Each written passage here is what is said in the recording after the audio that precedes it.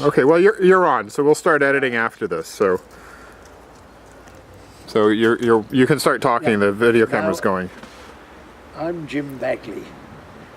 We're getting on in years now, 91, and I had wonderful experiences going over to Canada during my training time in the First World War.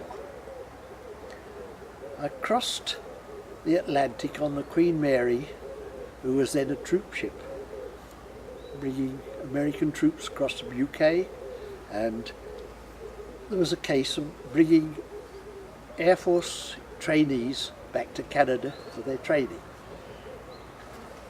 On that trip we developed scarlet fever, and we arrived, like many immigrants did originally into Canada, in quarantine. Of this 900 draft, 232 went down with scarlet fever. Wow. And we were diverted from the normal place we were going to Toronto, to the Canadian exhibition place, right on the side of the lake. Well, we were all billeted in the bullring there, and eventually, about number 200, I went down with scarlet fever and was admitted into hospital there. 4 weeks isolation in. But at any rate, we came out later and had a wonderful time around Toronto, crossing over the Ontario to the apple orchards, to the Niagara Falls on a ferry, and had a great time. Then we were transferred to Nipah in Manitoba, and there were 6 of us on the draft going to this training school in Nipah. Unfortunately, it was hit by a whirly hurricane, and of our 40-odd tiger moths that they had there, half of them were disabled in this hurricane, this whirly hurricane. So the training there was out. Then they shipped us back to Moncton in New Brunswick, and I was drafted down then to training in Dallas, Texas, near Terrell. In Terrell I did my flying on the old Stearmans and virtually the Texan, which is the Harvard training craft.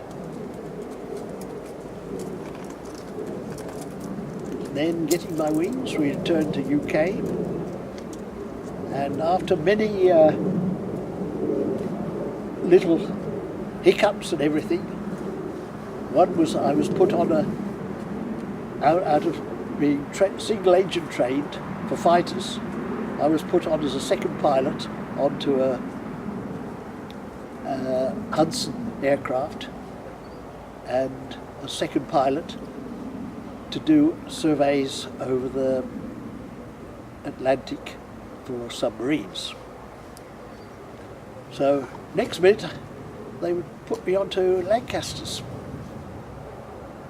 and I was put onto Lancasters, which I saw the latter part of the war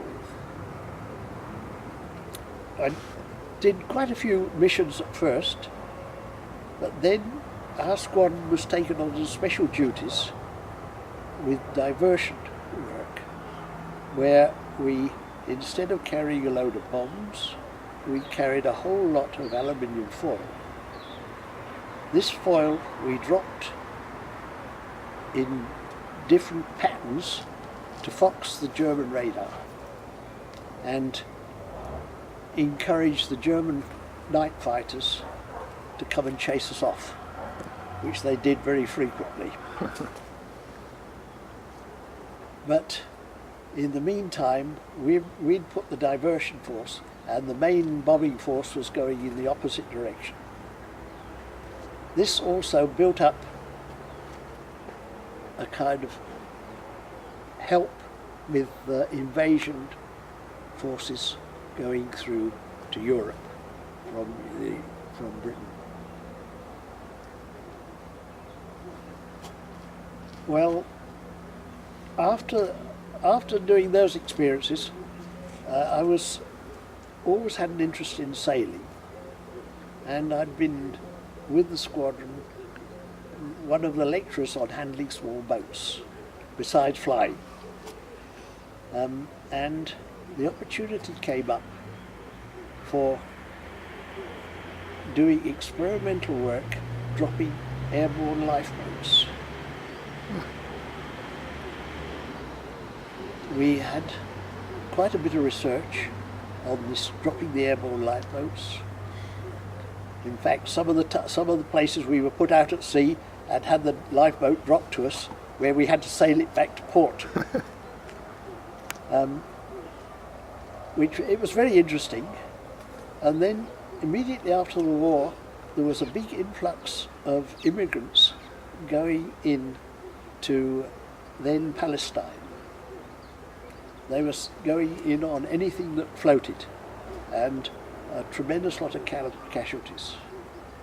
So one of my final jobs in the Air Force was to fly out these Lancasters with an airborne lifeboat on the belly to Palestine and instruct the squadrons there how to use it, in which I did 2 trips across, and in return I took some of their old aircraft back to UK.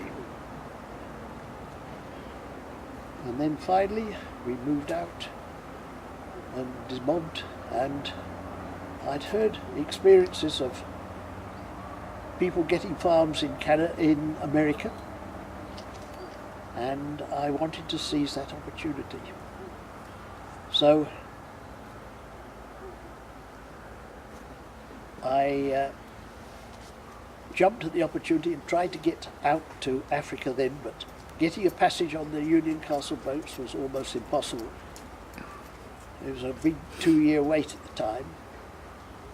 And after doing some experimental work on flying a plane out, which never seemed to materialise, I eventually worked my passage out on a merchant ship as a refrigeration mechanic.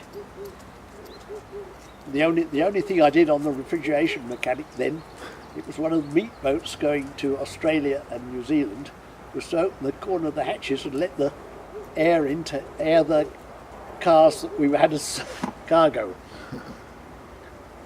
Then I arrived in Cape Town and went up to Rhodesia, where the opportunities existed, and spent some time up there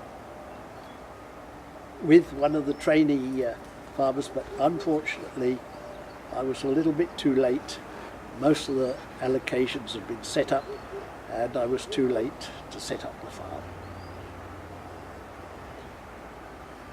Anyway, my next adventure was back to Cape Town, and then I had been sailing in Cape Town quite previously and was well known with the yacht club there, and that landed me